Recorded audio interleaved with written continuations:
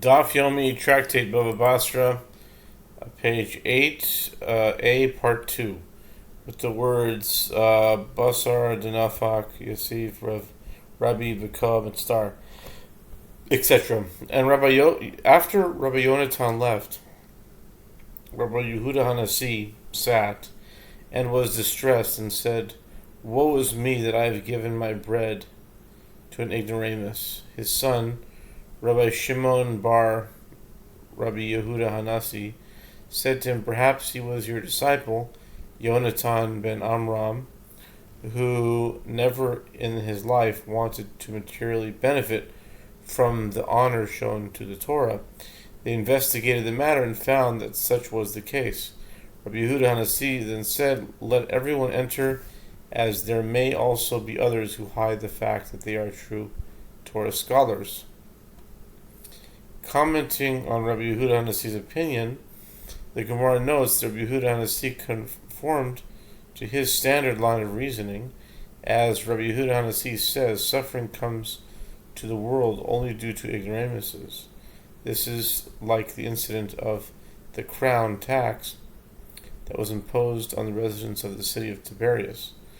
The heads of the city came before Rabbi Yehuda Hanasi and said to him, "The sages should contribute along with us." Rabbi Yehuda Hanasi said to them, "No, the sages are exempt." They said to him, "Then we will run away, and the entire burden will fall upon the Torah scholars." Rabbi Yehuda Hanasi said to them, "Run away as you please. Half of the city's residents can run away." The authorities then waived half the sum that they had initially imposed on the city. The half of the population that remained in the city then came before Rabbi Yehuda Hanasi and said to him, "The sages should contribute along with us." Rabbi Yehuda Hanasi said to them, "No, the sages are exempt." They said to him, "Then we too will run away." Rabbi Yehuda Hanasi said to them, "Run away as you please." They all ran away, so that only the launderer was left in the city. The authorities imposed the entire tax on the launderer. The launderer then ran away as well. The crown tax was then cancelled in its entirety. Rabbi Yehuda Hanasi said, "You see from this that suffering comes to the world only due to ignoramuses, for as soon as they all fled from the city, the crown tax was completely cancelled."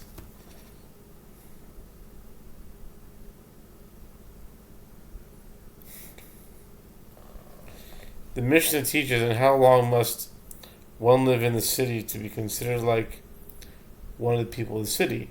12 months.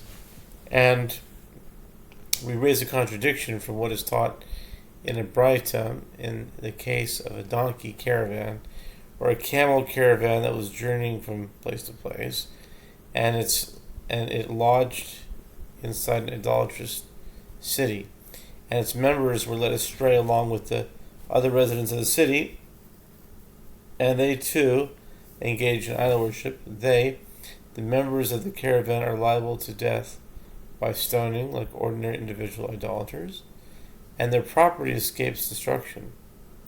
In other words, they are not treated like the residents of an idolatrous city, or are liable to death by the sword, and whose property is destroyed. The Batra continues, "And if the caravan members had remained in that city for 30 days, they are liable by death by the sword, and their property is destroyed." Just as it is for the rest of the residents of the city, this seems to indicate that once an individual has lived in a city for 30 days, he is already considered one of its residents. Rava said this is not difficult.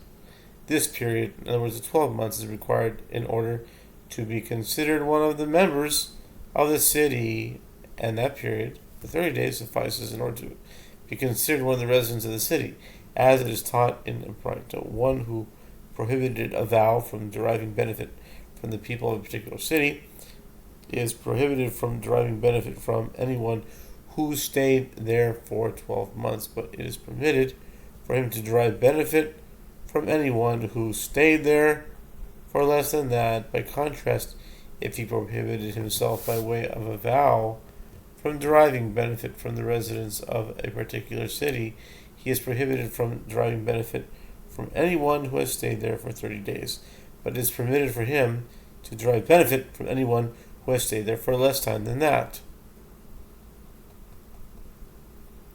Okay. The Gemara asks, and do we require that one live in a city for 12 months for all matters?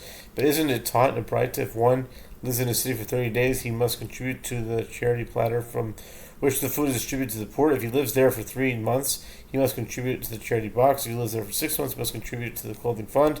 If he lives there for 9 months, he must contribute to the burial fund. If he lives there for 12 months, he must contribute to the columns of the city.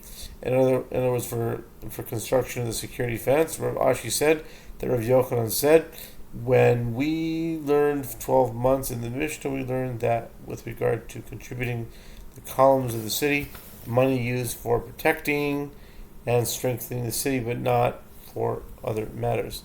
Rabbi Asi said that Rav Yochanan says, all are required to contribute to the columns of the city, and the money is collected for that purpose from the orphans, but the sages are not required to contribute since the sages do not need protection. Rav Papa said money is collected even from the orphans of the city wall for the city horsemen and the guard of the city, but the sages do not require protection. The principle of the matter is money collected even from orphans for anything for which they derive benefit. Okay. It is reported that Rabba imposed a contribution to a certain charity on the orphans of the house of Bar Maryon. Baya said to him, but didn't Rav Shmuel Bar Yehuda teach one who does not impose a charity obligation on orphans, even for the sake of redeeming captives, since they are minors, are not obligated in the mitzvot? Rabbi said to him, I did this to alleviate them in standing. In other words, so that people should honor them as generous benefactors, not in order that the poor should benefit. Incidental to the story, the Gemara relates that if Hermes, the mother of King Shapur, king of Persia, sent a purse in arnica full of dinars to Rav Yosef, she said to him, let the money be used for a great mitzvah. Rav Yosef sat and considered the question. What did Hermes mean when she attached a condition to the gift, saying that it should be used for a great mitzvah? Baya said to him, from what Rav Shmuel Bar Yehuda taught, that one does not impose a charity obligation on orphans, even for the sake of redeeming captives. Learn from this. Okay, we'll stop here.